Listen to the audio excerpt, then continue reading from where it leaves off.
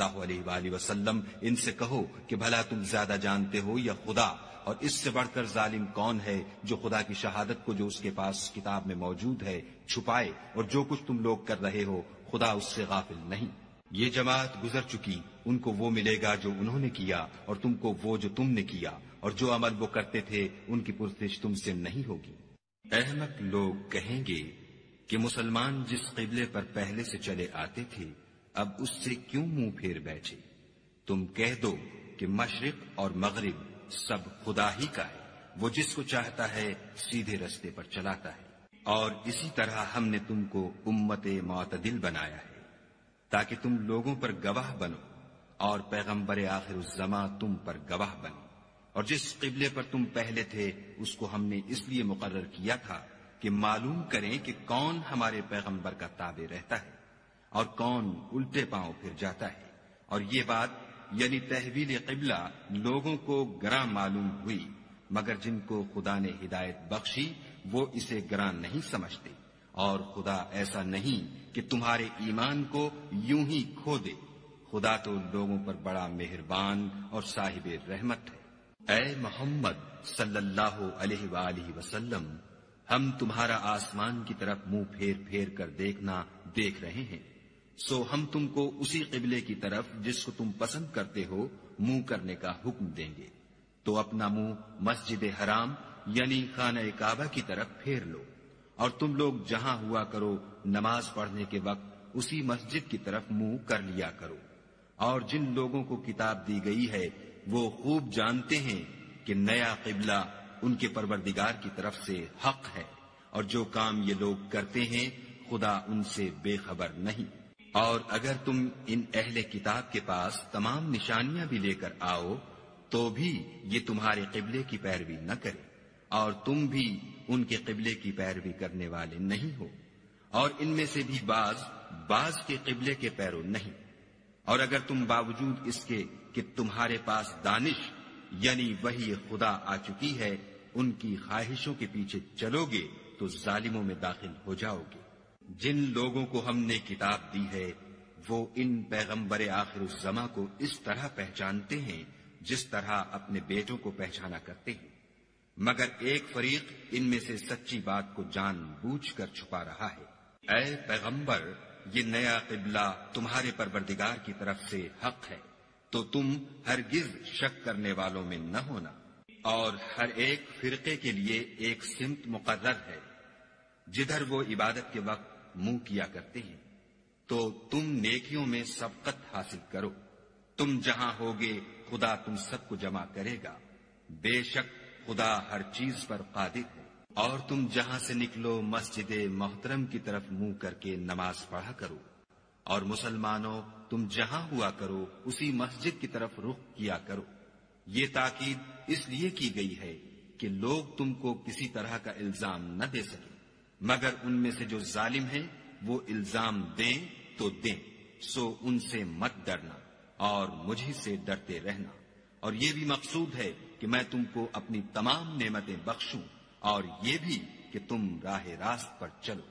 جس طرح من جملہ اور نعمتوں کے ہم نے تمہیں میں سے ایک رسول بھیجے ہیں جو تم کو ہماری آیتیں پڑھ پڑھ کے سناتے اور تمہیں پاک بناتے اور کتاب یعنی قرآن اور دانائی سکھاتے ہیں، اور ایسی باتیں بتاتے ہیں جو تم پہلے نہیں جانتے تھے۔ سو تم مجھے یاد کیا کرو، میں تمہیں یاد کیا کروں گا، اور میرا احسان مانتے رہنا اور ناشکری نہ کرنا۔ اے ایمان والو، صبر اور نماز سے مدد لیا کرو، بے شک خدا صبر کرنے والوں کے ساتھ ہے۔ اور جو لوگ خدا کی راہ میں مارے جائیں ان کی نسبت یہ نہ کہنا کہ وہ مرے ہوئے ہیں، وہ مردہ نہیں بلکہ زندہ ہیں، لیکن تم نہیں جانتے۔ اور ہم کسی قدر خوف اور بھوک اور مال اور جانوں اور میووں کے نقصان سے تمہاری آزمائش کریں گے، تو صبر کرنے والوں کو خدا کی خوشنودی کی بشارت سنا دو۔ ان لوگوں پر جب کوئی مصیبت واقع ہوتی ہے تو کہتے ہیں کہ ہم خدا ہی کا مال ہیں اور اسی کی طرف لوٹ کر جانے والے ہیں۔ یہی لوگ ہیں جن پر ان کے پروردگار کی مہربانی اور رحمت ہے، اور یہی سیدھے رستے پر ہیں۔ کوہ صفا اور مروہ خدا کی نشانیوں میں سے ہیں۔ تو جو شخص خانہ کعبہ کا حج یا عمرہ کرے اس پر کچھ گناہ نہیں کہ دونوں کا طواف کرے، بلکہ طواف ایک قسم کا نیک کام ہے، اور جو کوئی نیک کام کرے تو خدا قدر شناس اور دانا ہے۔ جو لوگ ہمارے حکموں اور ہدایتوں کو جو ہم نے نازل کی ہیں کسی غرض فاسد سے چھپاتے ہیں، باوجود کہ ہم نے ان لوگوں کے سمجھانے کے لیے اپنی کتاب میں کھول کھول کر بیان کر دیا ہے، ایسوں پر خدا اور تمام لعنت کرنے والے لعنت کرتے ہیں۔ ہاں، جو توبہ کرتے ہیں اور اپنی حالت درست کر لیتے اور احکام الہی کو صاف صاف بیان کر دیتے ہیں تو میں ان کے قصور معاف کر دیتا ہوں، اور میں بڑا معاف کرنے والا اور رحم والا ہوں۔ جو لوگ کافر ہوئے اور کافر ہی مرے، ایسوں پر خدا کی اور فرشتوں کی اور لوگوں کی سب کی لعنت۔ وہ ہمیشہ اسی لعنت میں گرفتار رہیں گے، ان سے نہ تو عذاب ہلکا ہی کیا جائے گا اور نہ انہیں کچھ مہلت ملے گی۔ اور لوگو، تمہارا معبود خدائے واحد ہے، اس بڑے مہربان اور رحم والے کے سوا کوئی عبادت کے لائق نہیں۔ بے شک آسمانوں اور زمین کے پیدا کرنے میں اور رات اور دن کے ایک دوسرے کے پیچھے آنے جانے میں اور کشتیوں اور جہازوں میں جو دریا میں لوگوں کے فائدے کے لیے رواں ہیں، اور مہ میں جس کو خدا آسمان سے برساتا اور اس سے زمین کو مرنے کے بعد زندہ یعنی خشک ہوئے پیچھے سرسبز کر دیتا ہے، اور زمین پر ہر قسم کے جانور پھیلانے میں اور ہواؤں کے چلانے میں اور بادلوں میں جو آسمان اور زمین کے درمیان گھرے رہتے ہیں، عقل مندوں کے لیے خدا کی قدرت کی نشانیاں ہیں۔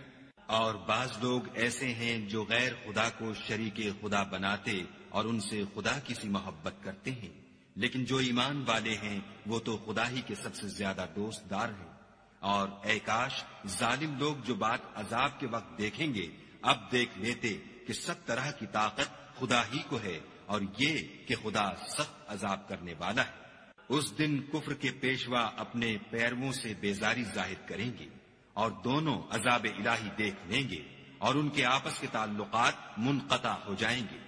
یہ حال دیکھ کر پیروی کرنے والے حسرت سے کہیں گے کہ اے کاش ہمیں پھر دنیا میں جانا نصیب ہوتا کہ جس طرح یہ ہم سے بیزار ہو رہے ہیں اسی طرح ہم بھی ان سے بیزار ہیں۔ اس طرح خدا ان کے اعمال حسرت بنا کر دکھائے گا اور وہ دوزخ سے نکل نہیں سکیں گے۔ لوگو، جو چیزیں زمین میں حلال طیب ہیں وہ کھاؤ، اور شیطان کے قدموں پر نہ چلو، وہ تمہارا کھلا دشمن ہے۔ وہ تم کو برائی اور بے حیائی ہی کے کام کرنے کو کہتا ہے، اور یہ بھی کہ خدا کی نسبت ایسی باتیں کہو جن کا تمہیں کچھ بھی علم نہیں۔ اور جب ان لوگوں سے کہا جاتا ہے کہ جو کتاب خدا نے نازل فرمائی ہے اس کی پیروی کرو تو کہتے ہیں نہیں، بلکہ ہم تو اسی چیز کی پیروی کریں گے جس پر ہم نے اپنے باپ دادا کو پایا۔